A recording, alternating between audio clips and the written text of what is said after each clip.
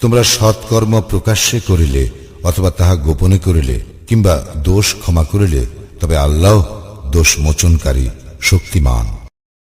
যাহারা আল্লাহকে অস্বীকার করে ও তাহার রাসূলদেরকেও এবং আল্লাহ ও তাহার রাসূলের মধ্যে ঈমানের ব্যাপারে তারতম্য করিতে চায় এবং বলে, আমরা কতককে বিশ্বাস করি ও কতককে অবিশ্বাস করি, আর তাহারা মধ্যবর্তী কোন পথ অবলম্বন করিতে চায়, ইহারাই প্রকৃত কাফির এবং কাফিরদের জন্য লাঞ্ছনাদায়ক শাস্তি প্রস্তুত রাখিয়াছি।